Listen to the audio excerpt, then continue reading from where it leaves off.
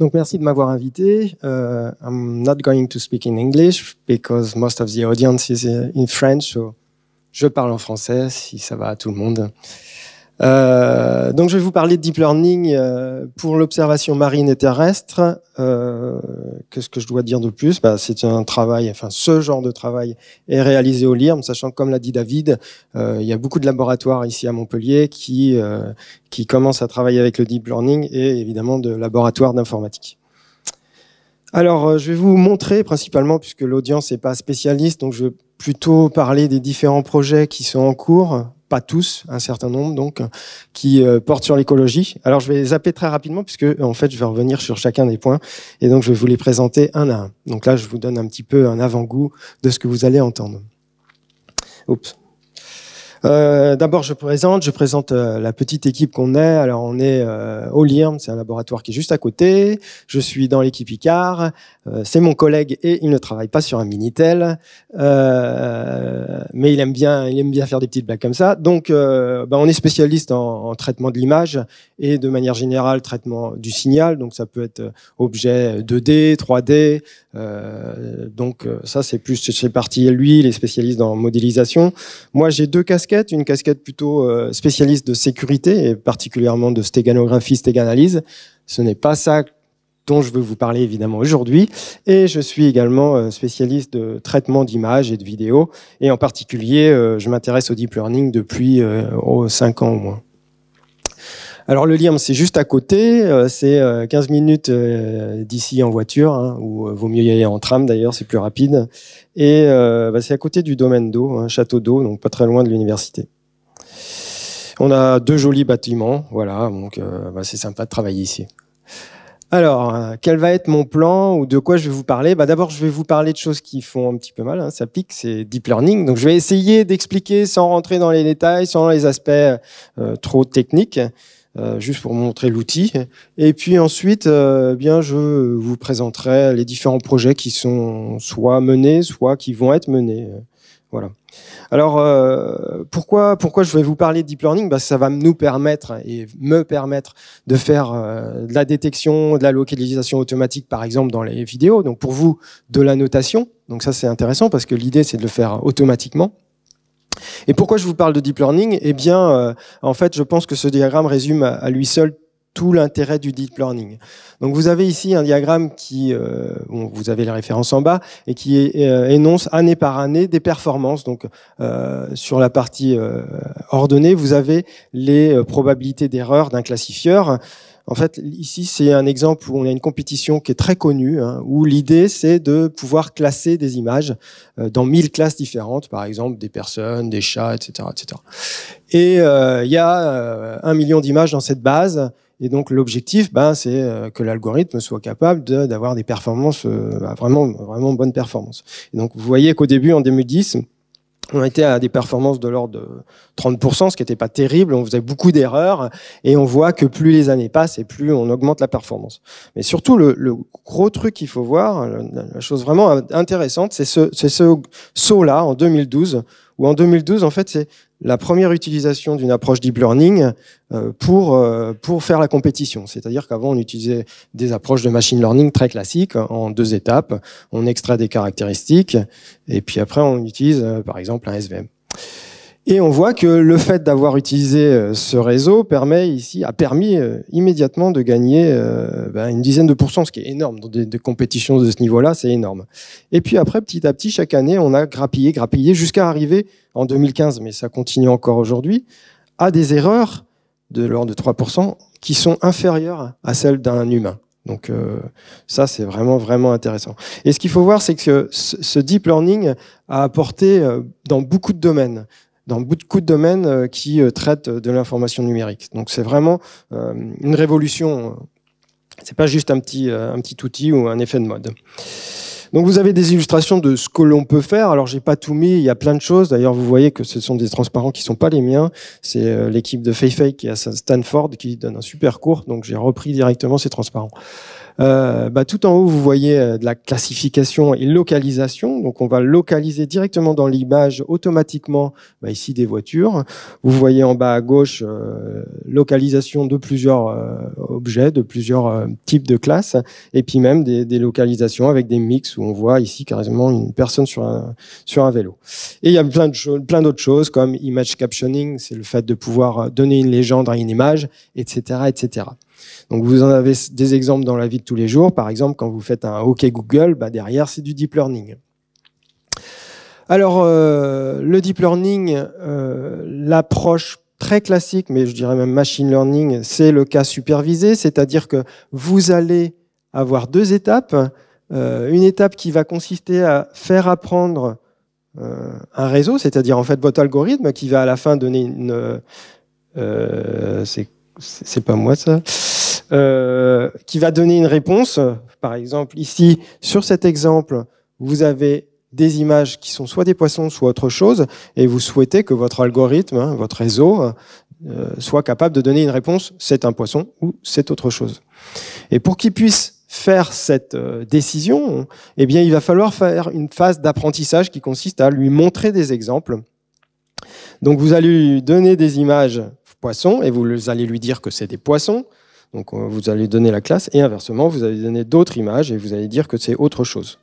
Une fois que l'algorithme a appris, et pour apprendre, il faut quand même lui présenter un grand nombre d'images, ça peut être des milliers, ça peut être plus que des milliers, ça peut même être des millions. Eh bien, si vous êtes content de son résultat, de ses résultats en général, vous allez pouvoir l'utiliser et après, c'est terminé. Ça sera peut-être le transparent le plus technique de la présentation, donc n'ayez pas peur. Donc là, c'est un exemple d'un réseau particulier qui s'appelle les réseaux convolutifs. Pour traiter des images, c'est principalement ce type de réseau qu'on utilise. Après, il y a d'autres types de réseaux, comme les réseaux récurrents, mais j'en parlerai pas ici. Je veux juste vous donner une petite explication de ce que c'est que ce truc. En fait, vous allez considérer ici une image. Donc une image, c'est un ensemble de valeurs, puisque c'est des pixels. Donc vous avez... on peut même considérer que c'est un vecteur de valeurs.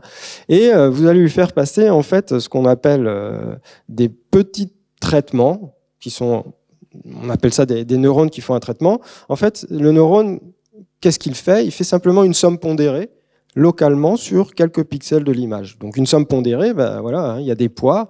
Et ces poids, c'est vraiment le cœur de ce qu'est un réseau. C'est-à-dire que on va mettre plein de petits neurones où, en quelque sorte, il va y avoir plein de sommes pondérées. Et tous les poids qui vont être contenus finalement dans ce réseau, ils sont à apprendre.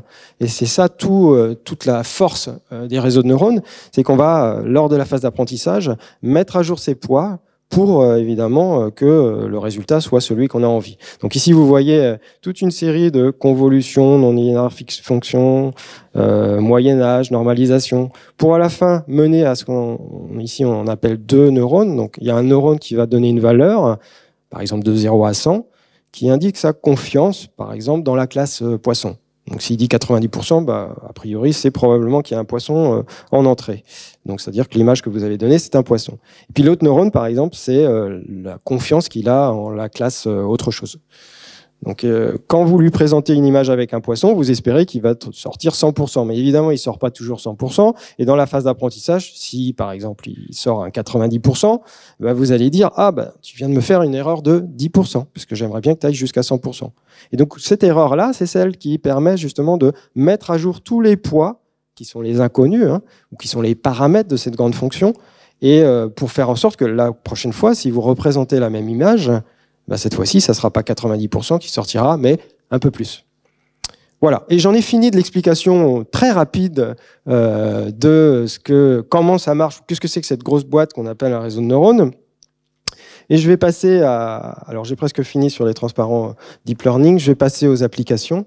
Ce dernier transparent, il est là pour montrer que c'est un éternel mouvement, c'est-à-dire que depuis 2012, où on avait la première architecture, et là vous en avez plein qui sont listés, des architectures de type réseau de neurones, avec la précision, c'est-à-dire en gros la performance, et vous voyez que depuis 2012, il y a une performance très nette qui est présente. Vous avez aussi évidemment un nombre d'opérations, donc là c'est des giga opérations, donc c'est le nombre d'opérations par seconde. Vous avez plus on a des nouvelles architectures, plus évidemment ça prend plus de temps à apprendre. Il y a beaucoup plus d'opérations nécessaires, avec aussi la qualité du résultat qui est en ordonnée. Donc pourquoi ça a marché? Pourquoi ça marche ces choses-là, comme le deep learning? Eh bien parce que aujourd'hui on a des données, beaucoup de données, et c'est ce qu'il faut pour que ça marche. Et la deuxième chose, c'est qu'on a aussi des puissances de calcul maintenant. En fait, on fait les calculs à travers les cartes graphiques des ordinateurs, donc des cartes graphiques de gamers, hein, même plus, hein, donc des grosses cartes. Et c'est grâce à ça qu'on peut maintenant, aujourd'hui, avoir des bonnes performances. Pourquoi je dis ça? Parce que en fait, les réseaux de neurones, c'est quelque chose qui est extrêmement vieux. Hein, en sciences de l'informatique, c'est des choses qui datent de plus de 30 ans, hein, plus que ça. Donc c'est pas une révolution. C'est plutôt le fait qu'on a en fait la puissance des calculs et les données pour faire que maintenant ça marche bien.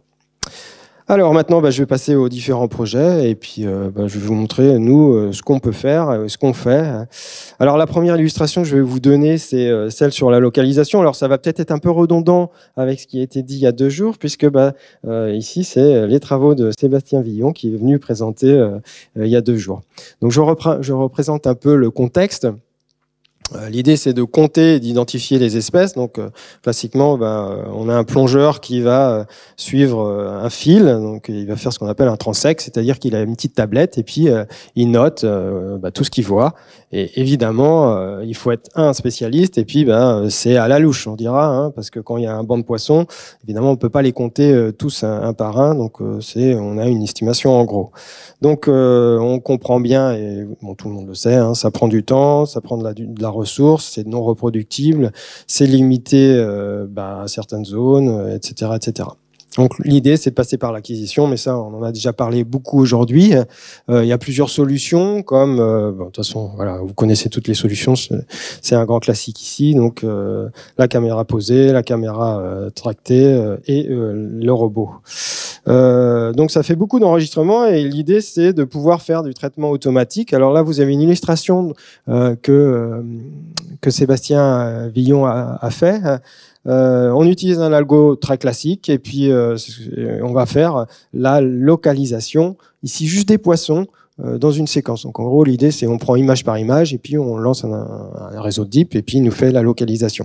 Alors évidemment, pour faire ça, il faut avoir auparavant fait l'apprentissage, donc fait des annotations pour dire ça c'est un poisson et ça c'est pas un poisson. Alors ça marche plutôt pas mal. Évidemment, il y a des erreurs, mais on voit bien aussi que si on intègre l'aspect temporel, on peut enlever ces erreurs. Donc ça, c'est aussi une des perspectives. Et puis aussi, on voit que d'un point de vue écologique, le fait de pas tout avoir, c'est peut-être pas forcément très grave en fait. Ça, je n'aime pas non plus. On pourra en discuter si vous voulez. Autre chose, évidemment, là on a juste l'aspect je détecte un poisson ou pas un poisson, mais on a été plus loin et on a été vers je veux identifier l'espèce de poisson. Donc ça, c'est des travaux qu'on a fait également. Et là, une des questions que je pose, c'est ou qu'on s'est posé, c'est est-ce qu'on peut faire confiance aux résultats qu'on a, par exemple de classification ou d'identification de poissons. Et on s'est dit, on va regarder, et on va confronter en fait des humains face à la machine. Donc le protocole qu'on a utilisé est extrêmement simple. On avait 9 espèces, et puis on avait des humains qui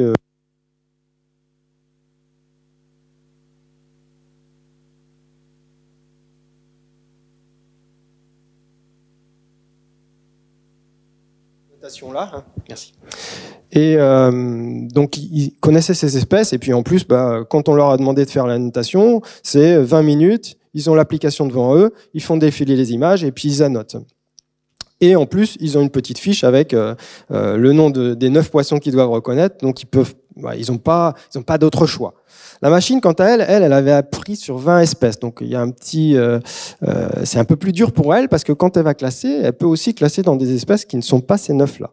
Voilà, donc c'était ça un petit peu la comparaison. Et la conclusion qu'on a obtenue il y a quelques années, donc ça pourrait être aussi mis à jour, c'est que les résultats de la machine, ici en l'occurrence GoogleNet, étaient de 6% meilleurs. Et évidemment, la vitesse de traitement des images est ici 100 fois plus vite, 100 fois plus rapide, sachant qu'évidemment, encore une fois, on peut aller encore plus vite, ça dépend de la machine qu'on utilise.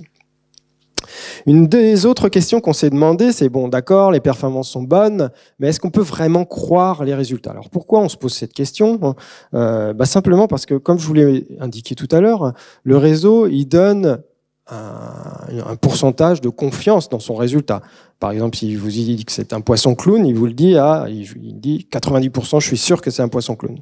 Mais si on regarde un petit peu plus ses prédictions, dans le cas où il fait le bon choix, la bonne prédiction, ses scores, évidemment, là vous avez les scores en ordonnée, sont de manière générale assez forts. Donc, tout va bien. En gros, quand il dit que c'est un poisson clown, il le dit globalement en ayant un pourcentage de confiance proche de 100%.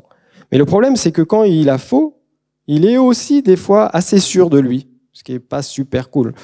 Alors évidemment, il y a beaucoup moins de valeurs où il se trompe, mais il y en a quand même. Donc du coup, c'est compliqué de faire la différence finalement entre une forte confiance de la part du réseau et alors que des fois, c'est faux. Donc, une des solutions qu'on a envisagées, il y a plusieurs solutions en informatique pour traiter ce problème-là. Alors, quand je dis en informatique, c'est dans les recherches actuelles en machine learning.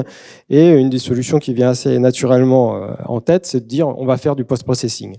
C'est-à-dire qu'on va d'abord apprendre un réseau, puis après remettre en cause la réponse du réseau.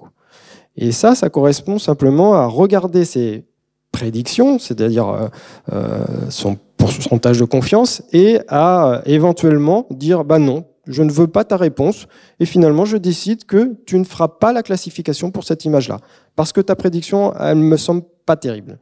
Et en gros, le pas terrible, c'est on va mettre un seuil sur cette prédiction. Ici, vous avez par exemple le cas d'un poisson qui est présenté au réseau. Le réseau répond à 98%, donc a priori, il est vraiment sûr, et on compare cela à un seuil qui va être appris évidemment. Et pour cette espèce particulière, eh bien là, il se trouve que c'est supérieur au seuil, donc on va accepter la réponse du réseau et on va dire ok, bon d'accord, je garde ta classification. Mais là, vous avez un autre cas où le poisson c'est un autre poisson et puis du coup sa confiance dans sa prédiction, on va considérer qu'elle est trop faible et dans ce cas-là, on va dire non, cette image tu ne me la classes pas. Alors les résultats ici que je vous montre sont assez intéressants du coup parce que utilisables vraiment dans le domaine écologique, c'est que si on ne fait pas cette étape de post-processing, c'est-à-dire de remise en cause du résultat du réseau, eh bien on a un certain pourcentage de bonnes réponses, là en bleu, donc plus de 75%, donc c'est bien, mais on a aussi des annotations qui sont incorrectes. Et on a un certain pourcentage aussi, donc assez élevé. Donc, en utilisant ce système de post-processing avec seuillage, on peut éventuellement décider de ne pas annoter certaines images. Donc, c'est la partie la partie en verte. Ici, dans le premier objectif, donc, on va régler les seuils d'une certaine manière, ce qui va permettre de continuer à conserver une bonne annotation. Elle disparaît. Donc, c'est la deuxième ligne.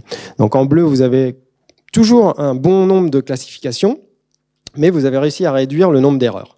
Et dans la dernière ligne, on a essayé de réduire au maximum le nombre d'erreurs, ce qui fait qu'il y a beaucoup d'images non annotées, mais au moins les images annotées, on est presque sûr que c'est correct. Voilà. Donc ça, c'est des travaux qui ont été menés dans la thèse de Sébastien, et il y a encore d'autres choses, j'ai pas tout présenté, mais je trouvais ça intéressant de le montrer. Donc la continuité de ce projet, c'est un projet un petit peu différent. L'idée, c'est de placer une caméra stéréo, donc en fait deux caméras, un système stéréo, et de l'accrocher sur un robot.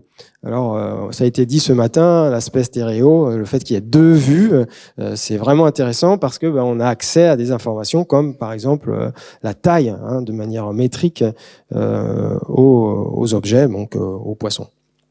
Donc là, l'idée, évidemment, c'est d'intégrer ça dans un système de deep learning qui soit capable de prendre en compte les deux images, éventuellement qui fasse ou qui fasse pas la reconstruction 3D, mais surtout qui soit beaucoup plus précis dans la reconnaissance des poissons, et en plus, éventuellement, qui pourrait nous donner l'information de taille des poissons, et même encore aller plus loin, c'est-à-dire si on pourrait pousser la chose à le comportement des poissons, c'est-à-dire regarder ces trajectoires en 3D et pouvoir éventuellement les analyser et les comprendre. Donc il y a vraiment des intérêts écologiques. Pour ce travail, il y aura un ingénieur d'études qu'on va recruter l'année prochaine. Alors maintenant, je vais vous parler, je sais plus c'est lequel, c'est les Shark Localization. Donc là, l'idée, c'est dans un autre projet qui est fait aussi avec Marbec.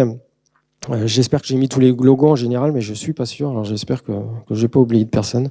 L'idée, c'est de mettre en fait ce qu'on appelle des DCP, donc des bouées comme ça qui flottent. Et puis ce qu'on se rend compte, c'est que ça attire les poissons. Alors les pêcheurs, c'est ce qu'ils utilisent.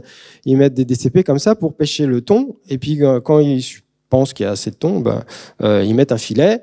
Ils serrent, ils ramènent sur le bateau. Et le problème, c'est qu'il y a souvent des requins qui tournent autour et qui en fait se moquent un peu du filet. Le problème, c'est quand ils sont ramenés sur le bateau, ils meurent étouffés. Il y en a au moins la moitié qui meurt, quoi.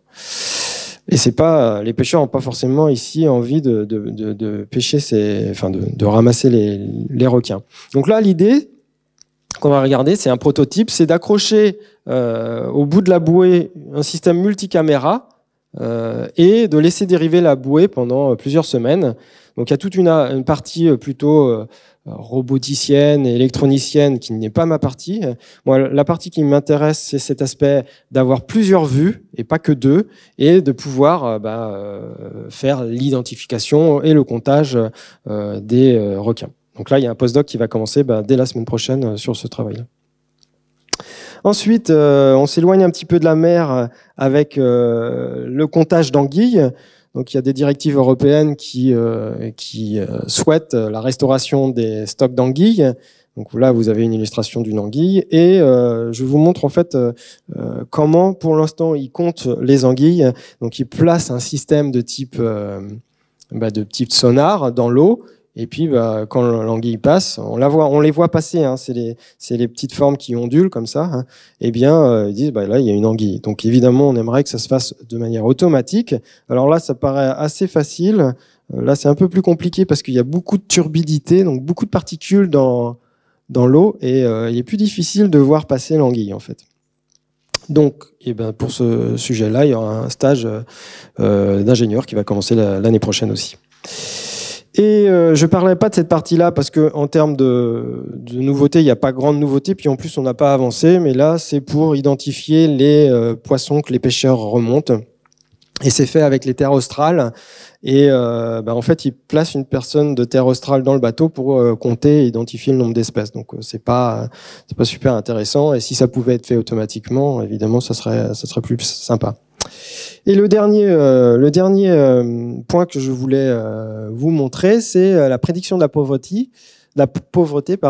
C'est avec Parsec, donc un des projets hébergés au CESAB. Ça n'a pas commencé encore pour la partie traitement d'images, mais ça va bientôt commencer. Je mettrai un transparent à la fin pour montrer un peu toutes les personnes impliquées. L'idée est la suivante, c'est que on veut analyser l'impact des réserves sur la pauvreté. Et donc, on veut faire des cartographies comme celle-là. Hein. Ici, vous avez une carte qui représente l'Ouganda.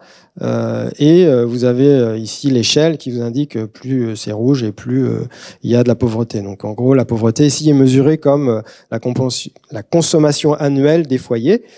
Et nous, notre objectif, c'est de pouvoir faire une prédiction de la pauvreté à partir d'images satellites. Alors ça peut paraître assez fou, et je trouve que c'est fou. Alors je suis pas le premier à avoir lancé le truc, donc du coup je suis content parce que il y en a d'autres qui l'ont fait avant, donc c'est pas si fou que ça. Hein. Et les premiers papiers sont sortis, enfin en tout cas un des papiers qui nous intéresse beaucoup est sorti en 2016. Et donc vous avez ici une image donc qui représente par exemple 1 km sur 1 km, donc très peu de pixels. Et à partir de cette image, vous allez la donner au réseau pour que le réseau vous donne une valeur de 0 à 100. Par exemple, 0 c'est low et puis 100 c'est très pauvre. Voilà. Alors les résultats ici qui sont donnés, on a ici la prédiction donnée par le réseau. Là, c'est la même prédiction, mais on va l'agglomérer par district. Et ici, vous avez la réalité terrain, c'est-à-dire il y a des gens qui sont allés sur place et puis qui ont fait des enquêtes. Et vous voyez qu'il y a encore de la marge, on n'est pas parfait. Bon, déjà, on arrive à prédire alors qu'on n'a pas la valeur terrain, donc ça c'est pas mal. Mais évidemment, on arrive aussi à prédire des choses qui sont incorrectes, puisque vous voyez, entre la partie qui est prédite par le réseau et la partie réelle, eh bien, on n'a pas les mêmes valeurs. Donc, on arrive à faire des choses qui sont correctes, mais on peut faire mieux. Et l'objectif aussi, d'un point de vue informaticien, c'est de proposer des solutions qui soient encore plus puissantes. Donc l'objectif dans le cadre de Parsec, pour la partie traitement d'image, c'est d'intégrer une variable temporelle, c'est-à-dire d'être capable de prendre en entrée des images à différentes dates. Évidemment, il faut avoir la pauvreté à ces différentes dates, et le réseau devrait, et c'est ce qu'on veut faire, prédire le niveau de pauvreté à partir non seulement de l'information spatiale, donc l'image, mais aussi à partir de l'évolution, c'est-à-dire à partir des images à différentes dates. Alors il y a plein de problèmes techniques en termes de machine learning qui se posent, puisqu'on a éventuellement des résolutions qui peuvent être variables entre les différents endroits où on fait l'acquisition de l'image spatiale. On peut avoir des irrégularités temporelles, puisqu'on peut avoir des images qui ont été acquises à des dates différentes. On a évidemment le problème de petites bases, c'est-à-dire que on peut avoir beaucoup d'images, mais par contre la notation, c'est-à-dire la vérité terrain en termes de pauvreté, elle peut être faible. Donc dans ces cas-là, on veut quand même réussir à traiter le problème. Il y a beaucoup de solutions qui existent, mais il y a un vrai challenge dans ce problème-là. Alors pour ces projets-là, eh bien il y a un master qui va commencer encore l'année prochaine. Il y a un postdoc qui est financé par le CESAB. Il y a une thèse qui est financée par l'ANR. Donc on a vraiment, il y a vraiment de quoi faire pour ce projet-là. Et puis il y a beaucoup d'autres projets. Certains qui vont commencer, certains qui ont été discutés. Alors, un des projets qui va commencer, c'est le projet fait par Laura Manucci. Donc, elle a 2 ans de postdoc financé par postdoc Marie Curie, c'est ça. Et l'idée aussi, c'est de faire des cartographies comme ça, et comme ce type-là, et d'être capable en fait de voir où est-ce qu'il est intéressant de définir des zones protégées, des zones marines protégées. On a un autre projet qui fera probablement l'objet d'un stage de Master 1, qui est avec Marbec également. Et l'idée, c'est de voir, à partir d'une image de truite, de réussir à déterminer de combien elle est croisée entre la truite européenne et d'autres truites. Alors, bon, je suis pas du tout spécialiste, donc bon, il va falloir qu'on creuse un peu. Mais eux, ils ont les vérités terrain ADN, donc du coup, on a vraiment la vérité de la truite, mais par contre, est-ce que visuellement, on est capable de réussir à faire cette prédiction? Ça, je sais pas. Donc c'est assez exploratoire. Autre chose exploratoire, mais là qui commencera, s'il commence en 2021, c'est Vinci Autoroute qui a construit et qui possède beaucoup de passages pour les animaux, comme des ponts, des tunnels, et ils veulent en fait vérifier que ça marche et puis observer en fait les animaux qui passent. Donc ça c'est une discussion qu'on a eue avec Claude Millot qui est au CEF, et j'ai eu beaucoup d'autres discussions par le passé. Alors des choses qui n'ont pas abouti ou des choses qui peut-être reviendront, comme par exemple la détection de plastique, l'identification de poissons, de gorgones, d'algues, la détection de malformations de poissons, les larves de poissons, l'analyse de d'ADN, et les images microscopiques de corail, et le travail éventuellement avec les terres australes. Voilà, et ça sera tout. J'espère que je vais tenir les temps.